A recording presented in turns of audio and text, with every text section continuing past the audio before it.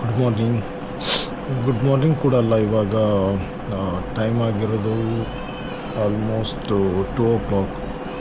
ಇವತ್ತೊಂದು ವಿಶೇಷತೆ ಏನಪ್ಪ ಅಂದರೆ, ಸೊ ನನ್ನ ಬೈಕ್ ಬ್ಯಾಂಗ್ಳೂರಿಂದ ಬರ್ತಾಯಿದೆ. 2 ಗಂಟೆ ರಾತ್ರಿ ಆಯಿತು. ಇದುವರೆಗೆ ನಿದ್ರೆ ಬರ್ತಾಯಿಲ್ಲ.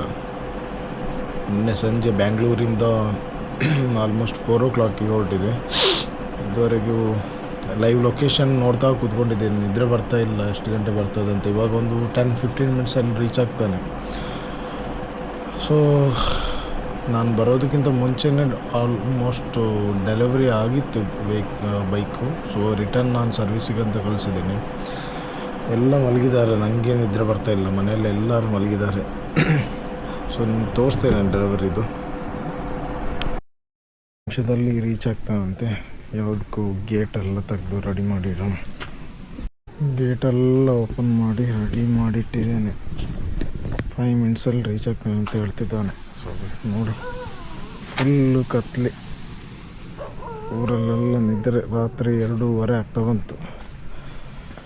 ನಮ್ಮನೆ ಹತ್ರ ಸ್ವಲ್ಪ ಕೆಲಸ ಎಲ್ಲ ಆಗ್ತಾಯಿದೆ, ಮದುವೆ ಎಲ್ಲ ಬಂತಲ್ಲ. ನನ್ನ ಬೇಬಿ ಕೂಡ ಎಂಟ್ರ್ ಆಗ್ತಿದ್ದಾರೆ. ಎಕ್ಸೈಟ್ಮೆಂಟ್, ಎದೆ ಕೂಡ ಡಬ್ ಡಬ್ ಡಬ್ ಡಬ್ ಅಂತಿದೆ. ಗಾಡಿ ಬಂದು ಈ ಹೊತ್ತಿನಲ್ಲಿ ಸ್ಟಾರ್ಟ್ ಮಾಡಿದರೆ ಏನಾಗ್ಬೋದು, ಇಡೀ ಊರೇ ಎದ್ದು ಬಂದಂಗೆ ಹೊಡಿಬೋದು ಅಷ್ಟೇ. ಗಾಡಿ ಬಂತು.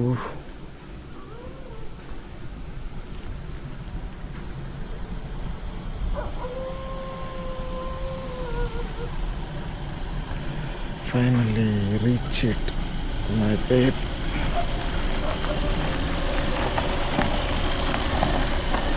ರಿವರ್ಸ್ ಬನ್ನಿ. ಇಲ್ಲೇ ನಿಲ್ಸಿದ್ರೆ ಇದು ಬೇರೆ ಗಾಡಿ.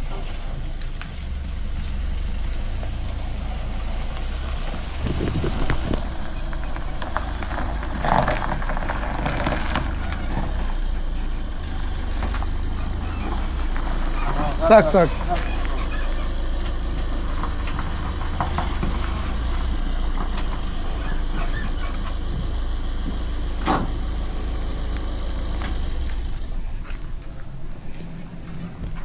babe.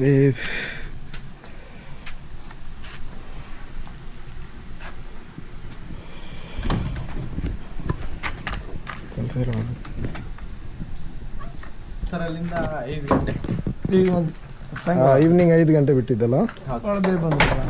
ಎಲ್ಲೋ ನಿಲ್ಸಲಿಲ್ಲ ಇರಬೇಕು.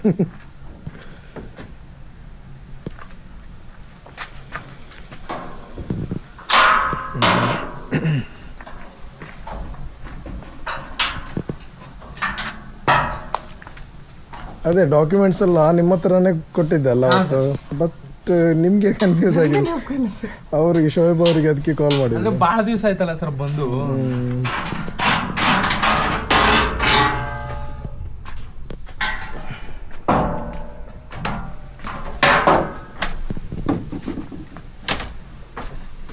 ತುಂಬಾ ಕಡೆ ಹೋಗ್ತಾ ಇರ್ತೀರಲ್ಲ, ಅದೇ ಕನ್ಫ್ಯೂಷನ್.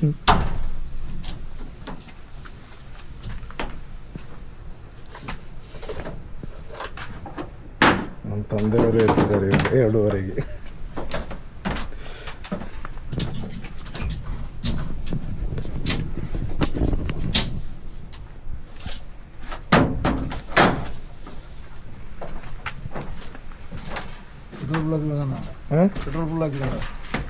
ಪೆಟ್ರೋಲ್ ಉಂಡು, 700 ರೂಪಾಯಿ ಉಂಡು.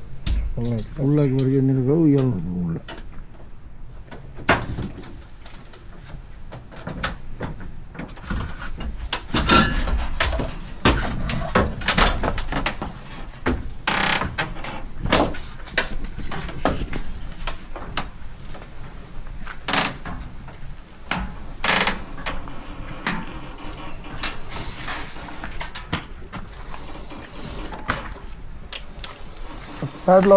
Pad stand ಹಾಕಿರ್ತೀರಾ?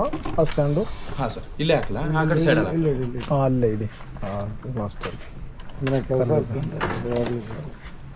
ಕಲ್ ತೆಗಿಬೇಕಾ? ಇಲ್ಲ ಪರವಾಗಿಲ್ಲ.